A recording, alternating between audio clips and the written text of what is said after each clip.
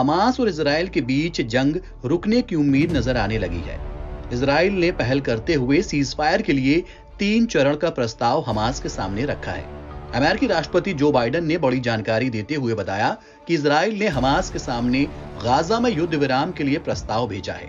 3 चरणों वाले इस प्रस्ताव में युद्ध विराम और बंधकों को रिहा करने के साथ ही गाजा के पुनर्निर्माण की बड़ी योजना भी है। अमेरिकी राष्ट्रपति ने बताया कि इस प्रस्ताव को कतर के जरिए हमास को भेजा गया है। बाइडेन ने 3 चरण वाले समझौते के बारे में बात करते हुए कहा कि यह वास्तव में एक ऐतिहासिक मौका है।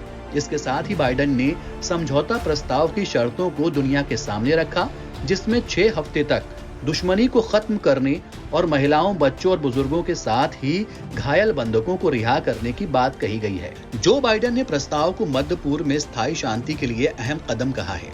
अमेरिकी राष्ट्रपति ने कहा, इजराइल ने अपना प्रस्ताव रखा है। हमास का कहना है कि वो भी युद्ध विराम चाहता है। ऐसे में यह समझौता ये साबित करने का एक अवसर है कि क्या वो वास्तव में ऐसा चाहते हैं।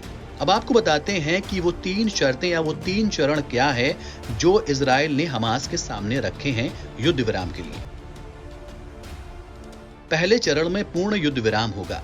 गाजा में आबादी वाले इलाकों से इजरायली सेना बाहर आएगी।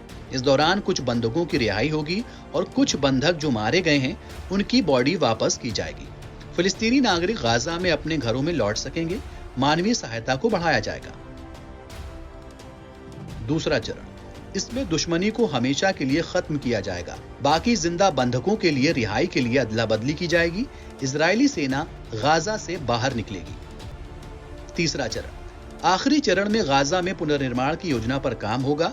इस दौरान आखिरी बचे बंधकों के पार्थिव शरीर उनके परिवारों को सौंपे जाएंगे। व्हाइट हाउस में एक प्रेस कॉन्फ्रेंस में बाइडेन ने कहा, यही वो प्रस्ताव है जो अब मेज पर है। इस दौरान बाइडेन ने इजराइल में नेतन्याहू की सरकार में मौजूद दक्षिणपंथी नेताओं को भी संबोधित किया जो युद्ध को जारी रखने के पक्ष में हैं। बाइडेन ने कहा, मैं जानता हूं कि इजराइल में ऐसे लोग हैं जो इस योजना से सहमत नहीं होंगे और युद्ध को अनिश्चित काल तक जारी रखने का आह्वान करेंगे।